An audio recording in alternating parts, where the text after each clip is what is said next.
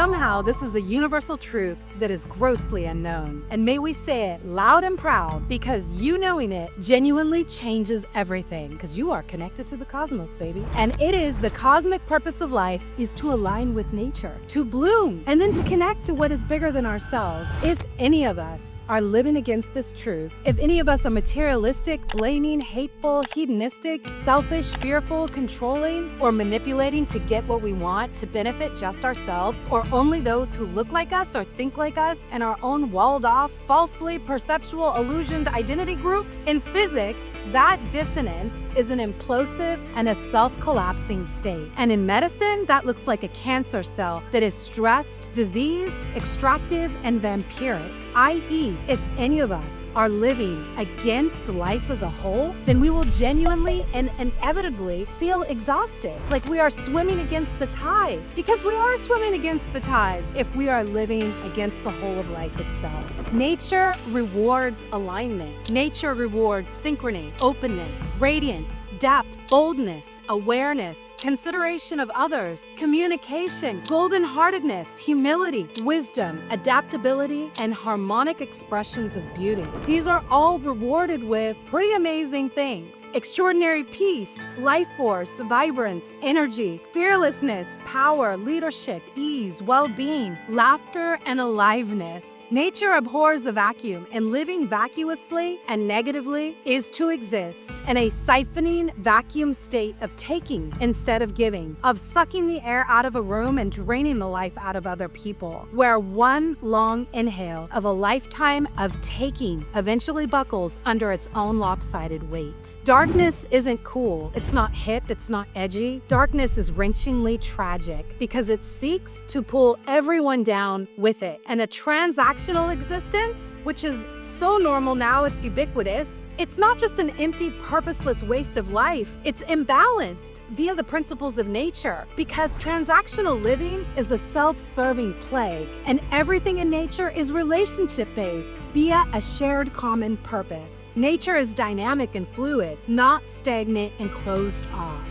Hence, the more isolated a species is in a natural environment, the closer that species is to annihilation. Numbness equals nihilism. Hierarchy unmasked is simply a pretense of insecure vanity. Sorry, alpha worshippers. Hierarchy is needing to feel elevated to justify your own self-importance. Whereas in nature, there's no such mirages. All ecosystems are interdependent. They are collaborative and reciprocal. That is nature, not alpha. Therefore, self-absorption equals self-destruction. That's perhaps the biggest sentence you could ever know in this life. Self-absorption equals self-destruction. And this is true in medicine, in physics, in geopolitics between nations and groups, in relationships, and in our own bodies and selves. Or we can cultivate the skill of connecting to life around us as an everyday lifestyle and turn our own lives and the world into a blossoming, lustrous garden. ZALA is a lifestyle to save the world, because it is in how we live in every one of our tiny and giant choices that we make every single day that is either saving the world or pushing it over the cliff and destroying it. And that is why ZALA exists. Now, what is ZALA? It's an isiZulu word from my time in South Africa, speg with Nelson Mandela and his daughter, my sister, my dadawethu Zenzi, and his great-granddaughter, the radiant Zanani, who was 6 years old at that point, and who told me she had dreamed about me the night before we first met, about all of these new models helping people all over the world to find power and freedom and aliveness. That child at age 6 knew more than most human beings at 101. So the word ZALA means to help a seed to bloom, to create, to flower through the beauty of nature, to give birth to and to come alive concentrically today, right now. And as we learn to live with cosmic eyes, we excitedly discover that we have a superpower for cracking open the atom of any intense or difficult moment in our lives. This is pretty exciting. Not to create a bomb, we shouldn't be cracking open atoms to create bombs, but to unveil and unleash truth and beauty, to reveal the ultimate reality of illumination, the beauty of life. I call it applying the death test. It is to break out the double W. In any moment, ask yourself 2 questions, or if somebody around you is having an implosion or what people commonly call a meltdown, it's just a plea for help. Ask these 2 questions from the perspective of, yes, the wisdom of death. What is real?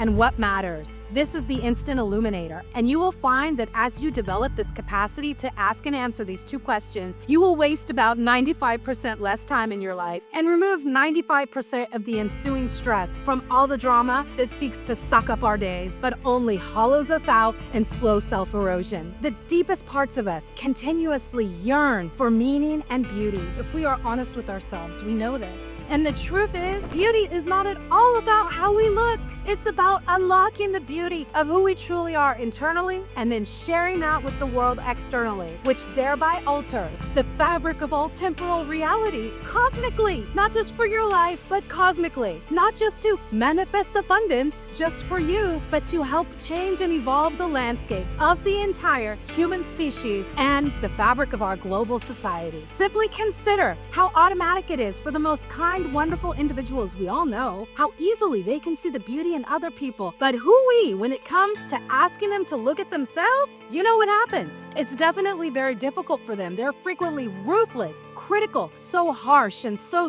full of self-loathing. Heartbreakingly, the majority of our culture has what I would call self-worth dysmorphia. This is also why Gandhi's "Be the change you want to see in the world" wasn't nearly enough.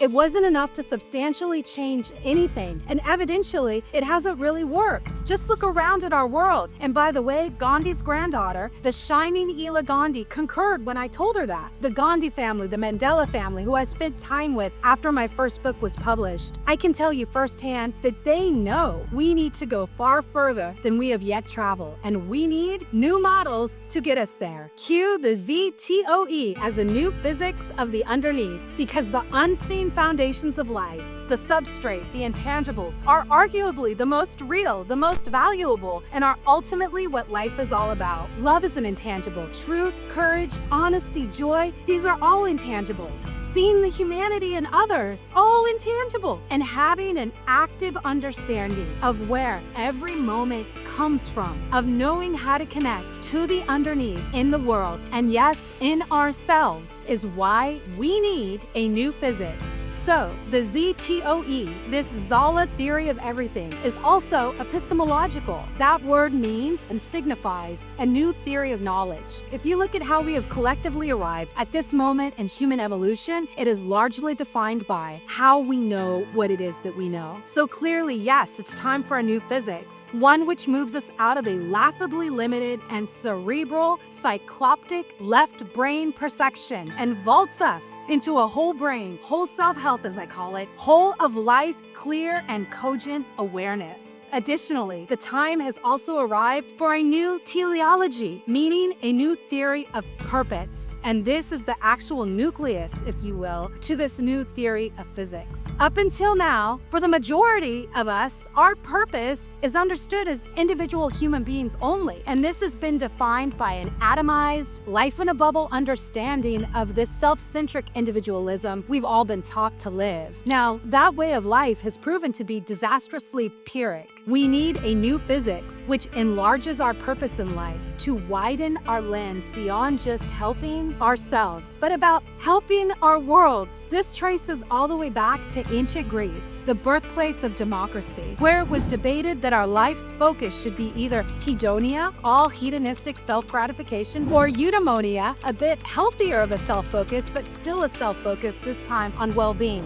However, overall, our focus has remained historically fixed on the singular, on the self, the good life, on flourishing for ourselves, for our family, and by extension, the people who are just like us. This is what's been normal. This is what we're all raised to believe what life is. It's no accident then that this is also the time in history, the time in ancient Greece, where the word barbarian originates. Now, the Greeks thought those who spoke other languages and who were different than them, those who were other, all sounded like they were speaking bar. Can you believe this? And therefore, before others quickly shifted into the concept of barbarians. Now, this is all relevant to the need for a new physics because these very concepts of self and society have come to shape the modern world as we all know it and live in it, and have provided the context for the purpose of physics as a field. And purpose is truly so key. If we remain insistent that purpose is inherently self-focused, in physics this looks like accolades, or in self this looks like an emphasis on personal success.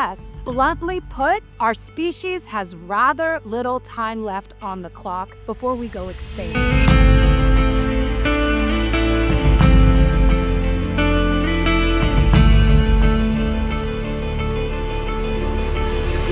Observing our world, we need to evolve. And it is clear we need to make a leap from a self-serving existence, whether it's hedonistic or wellness-focused, it's all still self-obsessed, towards purpose being something that sees life as a whole. Perhaps instead of my purpose, what I'm working on in my life, we begin to see our common purpose is to build a healthy world and a healthy flourishing for the entire human species. Look at the global society we have built when self, society, and the field of physics are all encouraged to focus on personal achievement. It's disastrous. Yes, we urgently need a new physics with a new model of self and society where we turn towards the world as a way of living with a whole new perceptual lens of the cosmos and our own place within it. And now we have one. I call this concept swirling, where the self and the world converge. That is a huge concept to comprehend. It's life-changing and world-changing. So in closing, what we must now understand in 2025 is not how to be the change like Gandhi said, but how to be the new world inside of us that we want to see around us and outside of us. This is what the physicist David Bohm called moving from the implicate order to the explicate order, from the inside to the external. But he didn't know how the heck to help humanity do it. Hence the need for a new and comprehensive plasma physics meets human behavior theory of everything to exist. And it definitely now does. And you are a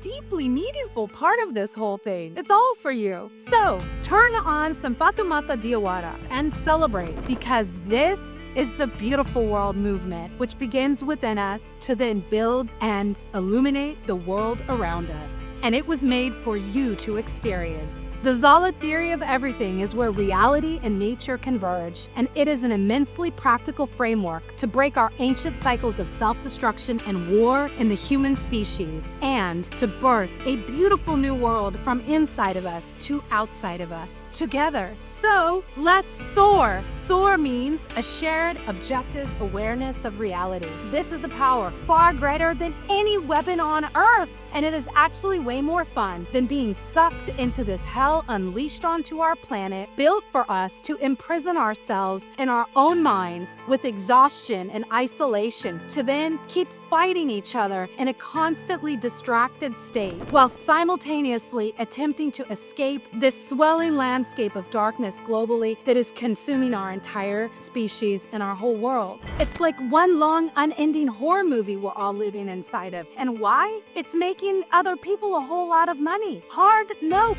That is not what any of us were born for. So what do you say? Let's flip this world out of the hands of the unripe, who need to take a seat. They need to take all the seats, because their time to lead the world is over, says nature and me and you, and also all of the children everywhere around the world. Enough. Let's go. I told you this was exciting. Welcome to the ZALA theory of everything, a new physics, and the beautiful world. Spread this ish wide. Let's go!